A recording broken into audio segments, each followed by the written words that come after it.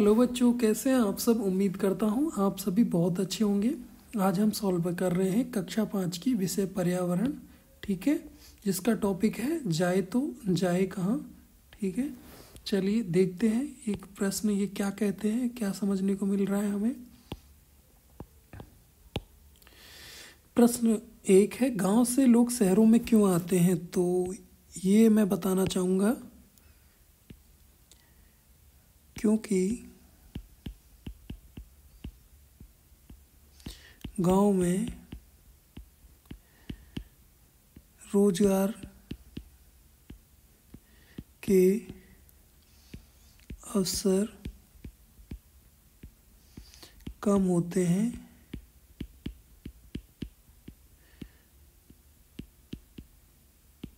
जबकि शहर में सभी प्रकार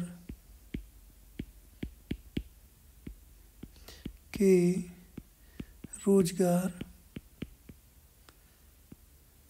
व्यक्ति को मिल जाते हैं।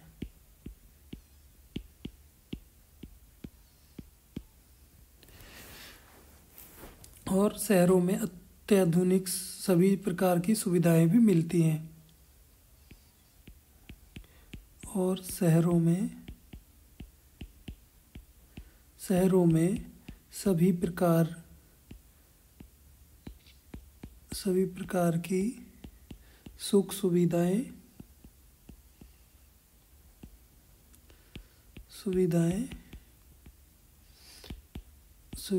भी मिल जाती हैं, जैसे कि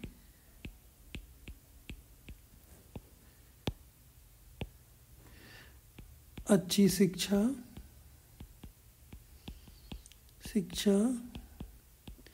अच्छा इलाज आदि। ठीक है बच्चों, तो ये प्रश्न था गांव से लोग शहरों में क्यों आते हैं। क्योंकि गांव में रोजगार के अवसर कम होते हैं, जबकि शहर में सभी प्रकार के रोजगार व्यक्ति को मिल जाते हैं। रोजगार से मतलब यहाँ पे काम से है। और शहरों में सभी प्रकार की सुविधाएं भी मिल जाती हैं, जैसे कि अच्छी शिक्षा, अच्छा इलाज, अच्छा खाना पीना भी। ठीक है, समझ गए।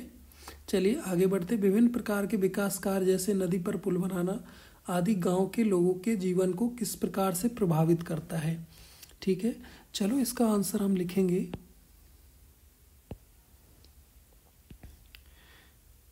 नदी पे पुल बनाना, नदी पर पुल बन जाने से बाढ़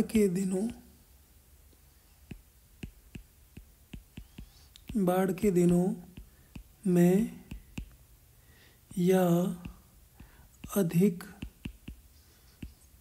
वर्षा के समय नदी पार करने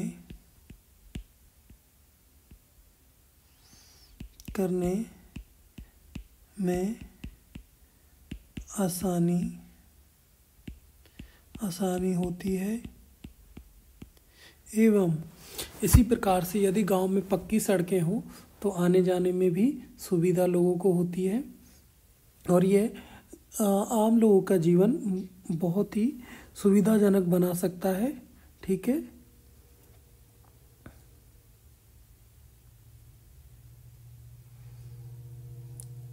चलिए और नीचे भी हम लिख सकते हैं, यदि गांव में पक्की सड़क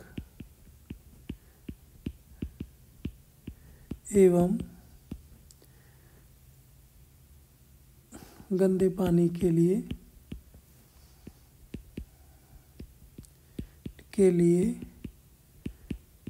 नालियाँ बनी हो तो बहुत सुविधा होगी और गांव साफ सुथरा रहेगा। ठीक है।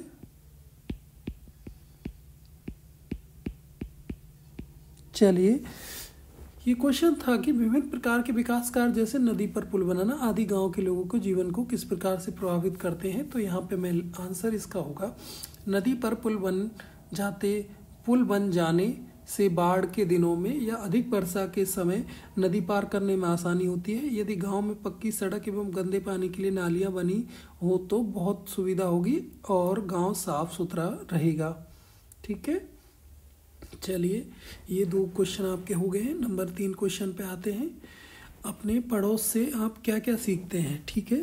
तो इसका उत्तर मैं यहाँ लिखूँगा, हम अपने पड़ोस से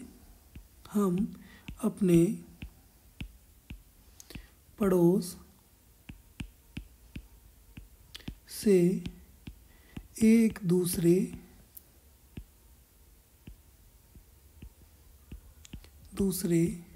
की मदद करना एवं मिलजुल कर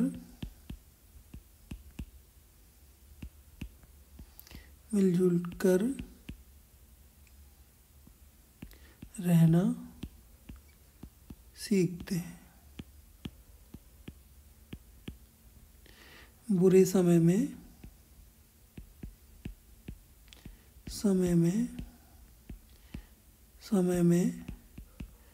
हमें एक दूसरे की सहायता करनी चाहिए। ठीक है।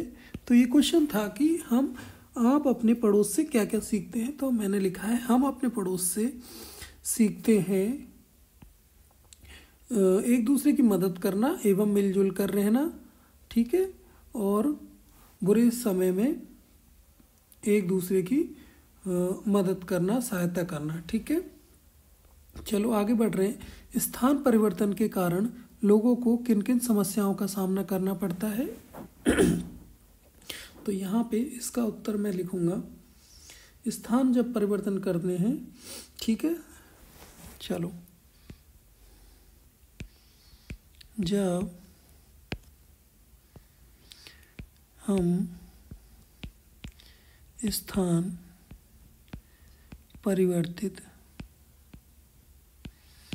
परिवर्तन करते हैं तो हमें निम्न समस्याओं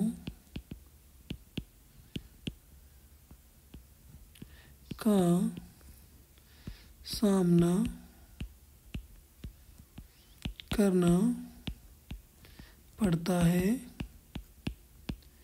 जैसे कि दवाई, घर का खर्च, घर का किराया,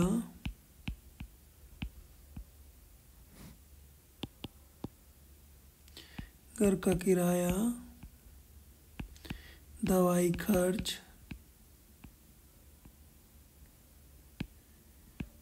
खर्च, स्कूल खर्च, खाने का खर्चा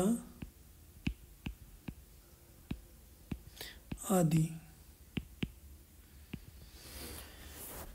ठीक है। जब हम स्थान परिवर्तन करते हैं या जिस जगह हम रह रहे हैं वहाँ से हम किसी और जगह जाते हैं किसी भी वजह से, तो हमें क्या क्या सामना करना पड़ता है। तो हमें वहाँ पे नया घर लेना पड़ेगा, हमारे कोई दवाई वगैरह का खर्च हमें उस जगह अलग से करना पड़ेगा।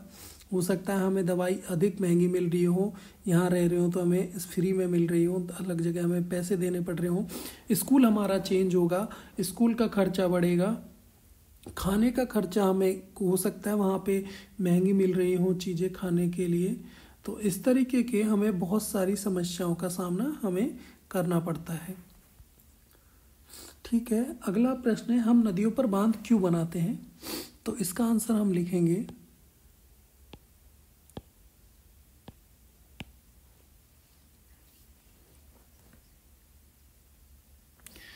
हम नदियों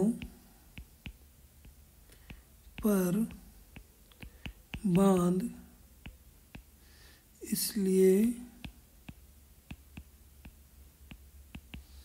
बनाते हैं कि बांध से हमारी जल आपूर्ति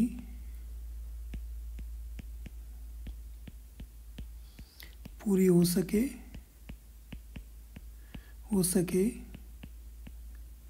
एवं कृषि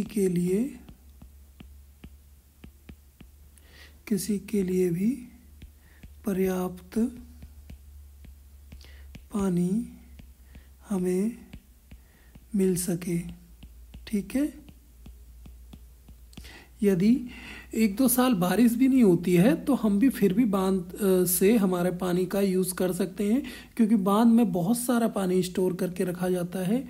ठीक है, बहुत सारा एक नदी पे बांध बना देते हैं तो उसमें काफ़ी सारा पानी इकट्ठा होता रहता है। अगर 1-2 साल भी बारिश नहीं होती है तो हम बांध के पानी से हमारे पीने का पानी, ठीक है, हमें सिंचाई का पानी बांध से मिल जाता है।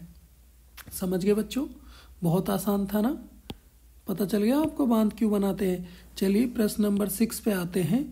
सामान्यतः कृषि संबंधी कार्य गांव में किए जाते हैं। आप देखते हैं गांव के लोग खेती करते हैं, जबकि शहरों में अपना अलग लोग काम करते हैं। ठीक है, मछली पालन करना एक खेती है। ठीक है, जैसे हम लोग गेहूं वगैरह उगाते हैं, ऐसे ही मछली का काम भी करना, ठीक है, एक खेती है। ठीक है, शहरों के लोगों को रोजगार मिलने के अवसर अधिक होते हैं। ठीक है, शहर में रोजगार अधिक मिलता है। लोग शहरों में गांव से अधिक सुविधाएं प्राप्त करने के लिए जाते हैं। जैसे मैंने पहले भी बताया था प्रश्न नंबर 1 में आपको कि शहरों में अच्छी सुविधाएं मिलती हैं बजाय गांवों के। ठीक है,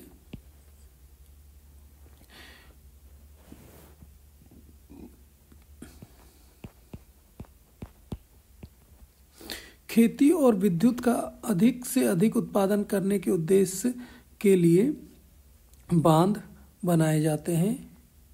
ठीक है, नदियों पर। ठीक है, सॉरी, मैं ये आपके यहाँ क्वेश्चन नंबर 5 में एक लाइन और ऐड करना चाहूँगा। ठीक है, तो इसमें आ जाएगा विद्युत उत्पादन के लिए। ठीक है, एक यहाँ पे आएगा बिजली बनाने के लिए। ठीक है, बिजली बनाने के लिए भी बांध का उपयोग होता है। ठीक है, पुलिस हमारी सहायता करती है। ठीक है, सहायता करने के लिए होती है। हमें खेती के लिए बीजों की ज़रूरत होती है, बीज डालते हैं तभी फसल उगेगी। हम अपनी सुविधाओं के लिए मशीन का उपयोग करते हैं। परेशानी के लिए तो करेंगे नहीं भाई, सुविधाओं के लिए करेंगे। ठीक है, हमें गाँव में पक्षियों की आवाज़ें अधिक सुनाई देती हैं बजाय शहरों के। ठीक है, गाँव में अधिक पक्षी मिलते हैं क्योंकि वहाँ पे जो ट्रैफिक होता है वो कम होता है, यातायात कम होता है, जिससे पक्षियों की आवाज़ हमें अधिक सुनाई देती है। ठीक है, नीचे दिए गए प्रश्नों को ध्यानपूर्वक पढ़िए तथा विकल्प में दिए गए सही उत्तर का चयन कीजिए। सामान्यतः लोग एक स्थान से दूसरे स्थान पर क्यों जाते हैं? तो यहाँ आंसर होगा रोजगार के लिए। एक परिवार के लिए किसी नए स्थान पर निवास करने का अनुभव शुरुआत में सामान्य तौर पर कैसा होता है? सामान्य तौर पे उसे खराब ही होता है, उसे परेशानी का अनुभव करना पड़ता है, बहुत सारी सुविधाओं का सामना करना पड़ता है। बाद में उसके लिए वही अच्छा अनुभव हो जाता है। ठीक है, सीढ़िया किस फैक्ट्री में काम करता था? तो सीढ़िया मछली फैक्ट्री में काम करता था। ठीक है, यात्रा अपने गांव से बाहर जाकर रहने के लिए अवसर को पाकर खुश था, क्योंकि उसे वहाँ पे सुख सुविधाएं मिलने की उम्मीद थी। यात्रा के परिवार के लिए नए स्थान पर रहना असुविधाजनक था। नीचे दिए गए चित्र को ध्यान पर देखिए, इस संबंध में अपने निरीक्षण लिखिए और बोलकर बताइए। ठीक है, ये अपना पाठ है, उसके अंदर ही ये है कि अब यात्रा की जो वो कहानी है तो मैं आपके लिए बता दूं, है ना। वैसे तो एक गांव था मगर सब एक बड़ी परिवार जैसे रहते थे। यात्रा की बहन की शादी उसी गांव में हुई थी। अच्छे बुरे समय में साथ मिलकर एक दूसरे की मदद करते थे। शादी ब्याह में, काम में, झगड़े में मतलब झगड़े गांव के बड़े बुजुर्ग साथ मिलकर निपटाते थे। ठीक है, तो यहाँ पे एक वो है चित्र दे रखा है। चित्र के हिसाब से यात्रा अब जवान हो गया था, वह खेती का भारी काम अकेले ही करता। ठीक है, तो इसमें क्या हो रहा है कि सब लोग मिलजुल के कुछ संगीत का कोई त्योहार है, उस पे सब लोग मिलजुल के अपना ढोल बजा रहे हैं, नाच रहे हैं।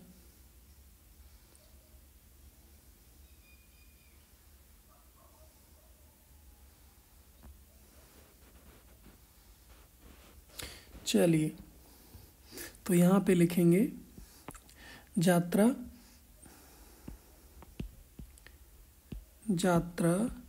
अब जवान हो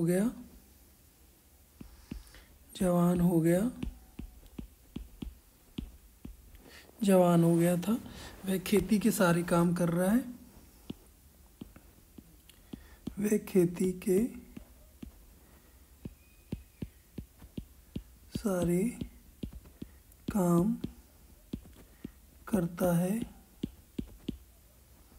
ठीक है, गांव में त्योहार के समय अपनी उम्र के लड़के लड़कियों की टोलियों में नाचता और ढोल भी बजाता है। गांव में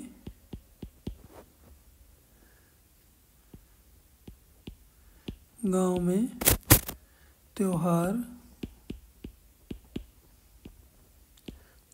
के समय अपनी उम्र के लड़के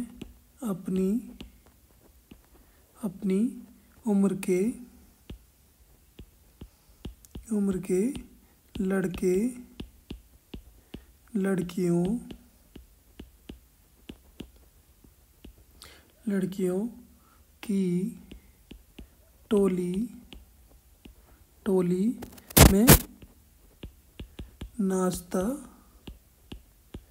और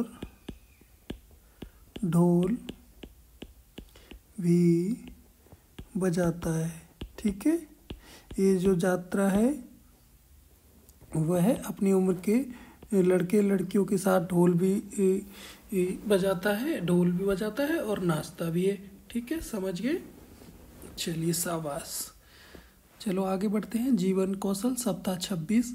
समस्या आने पर मदद पाने के लिए पुलिस के संपर्क नंबर, अग्निशमन विभाग के कल्याण आदि के नंबर। ठीक है, तो यहाँ पे हेल्पलाइन नंबर के जो हेल्पलाइन नंबर हैं पुलिस के सबके, वो हम यहाँ पे लिखेंगे। ठीक है,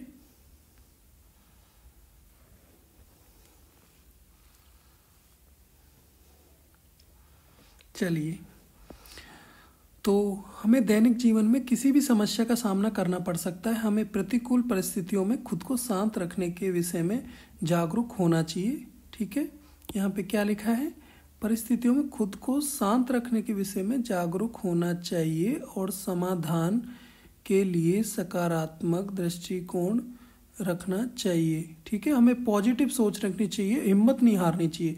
किसी भी विशेष समस्या से निपटने के लिए समस्या को सुलझाने हेतु आवश्यक कौशल और जानकारी की आवश्यकता होती है।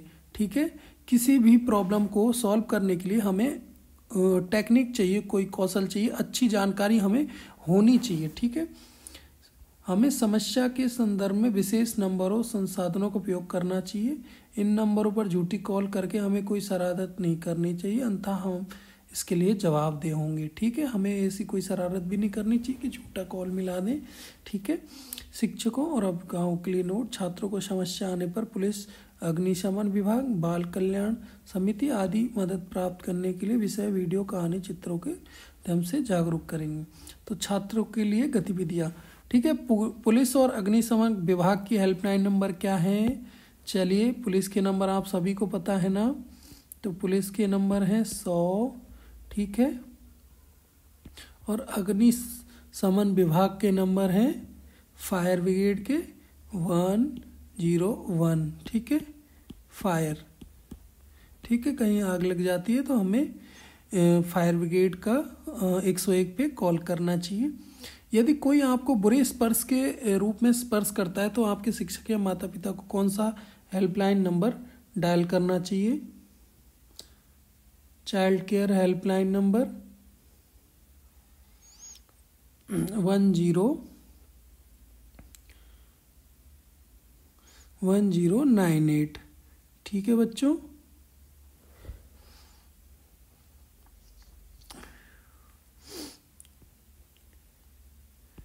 चाइल्ड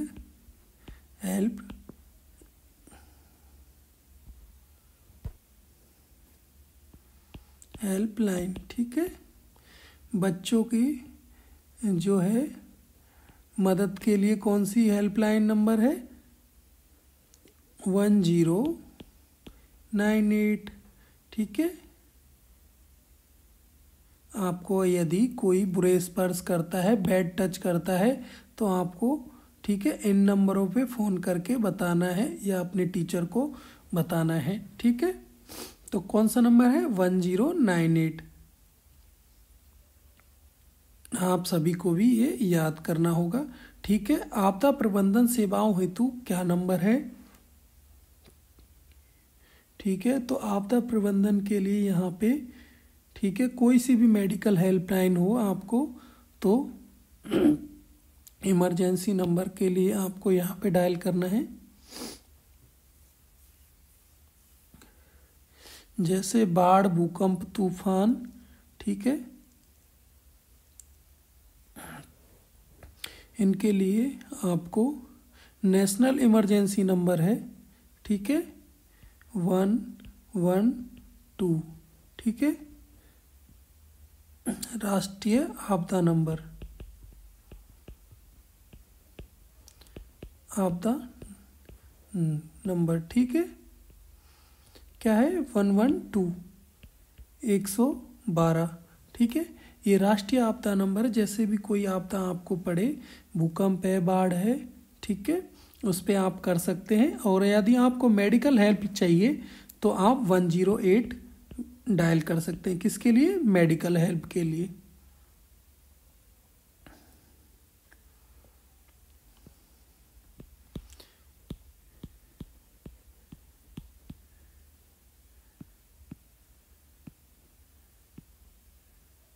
ठीक है बच्चों, तो समझ गए चाइल्ड हेल्पलाइन कौन सी है आपकी। यदि आपको कोई गलत स्पर्श करता है तो उसकी हेल्पलाइन है 1098, ठीक है। कितना है? 1098, 1098, कितना? 1098। चलिए, और राष्ट्रीय आपदा कितना था आपका? 112, ठीक है। और यहाँ पुलिस के नंबर हैं 100, अग्निशमन फायर ब्रिगेड के नंबर हैं 101, ठीक है। चलिए, वेरी गुड। उम्मीद करता हूँ ये वर्कशीट आपको अपने आंसर्स को मैच करने और मिलाने में सहायता करेगी। यदि आप कहीं समझ नहीं पा रहे हैं, कोई उत्तर को करने नहीं समझ पा रहे हैं, इस वर्कशीट की सहायता ले सकते हैं, ठीक है। और यदि आपको वीडियो लगे तो अच्छा लगे तो चैनल को ज़रूर से ज़रूर सब्सक्राइब करें और अपने दोस्तों के साथ शेयर करें, ठीक है। धन्यवाद।